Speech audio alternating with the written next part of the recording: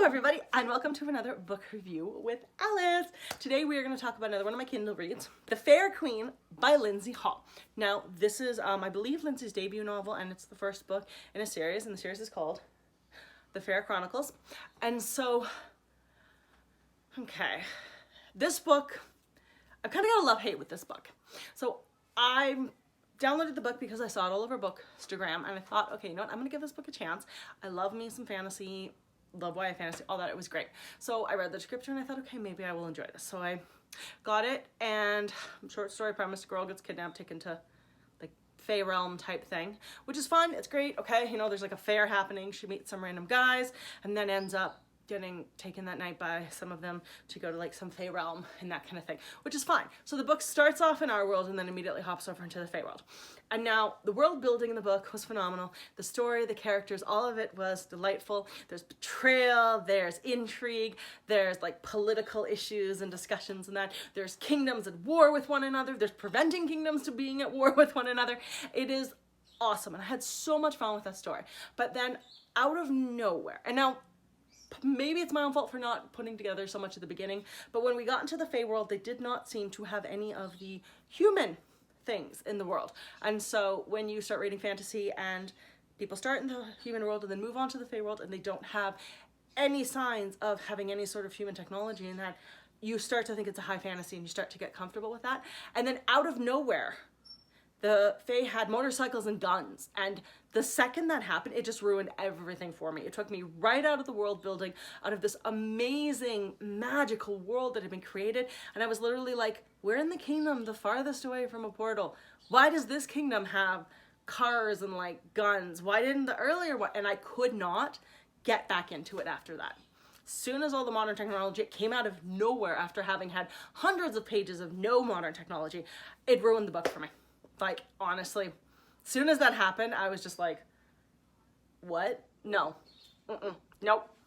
And that just like, that's when it went from like a 4 or 4.5 down to like a 3.5. And I was like, nope. Will I read book 2? Probably not. That ruined it enough for me that I lost interest in the characters, in the story, and everything. And I mean, I know the book started in our world, but the problem is, there was no hint that the Fae had brought anything with them until suddenly this one kingdom of people magically just suddenly had all of this. I would have rather that they had like flaming arrows or something else, that magical weapons that they could have used against them. To just bring out guns was like, I don't know, it just made me feel like the author didn't want to come up with a magical weapon of some kind, which was sad because I would have much rather had magical weapons or even magical horses as opposed to motorcycles as a way to escape.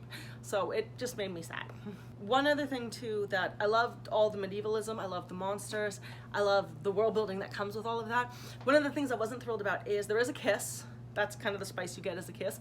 But I felt like the kiss was put in the worst possible place. Not the worst, but there were several other really good opportunities that a kiss could have happened, and then the place that the kiss was chosen to happen just felt awkward and forced. It didn't actually feel authentic or meaningful, which was a little disappointing because I wanted those two to kiss for a while, and then when they did, I was just like, that was the kiss? Oh, wow. Why? Like, that's weird. It's not the time you should be kissing. And so that was a little disappointing for me as well. So, fortunately, that's my my summary here. So if you like fantasy books and you want some deep world building and you don't mind when human items suddenly appear in your Fey realm, by all means, check out The Fair Queen. I think you will really love the book.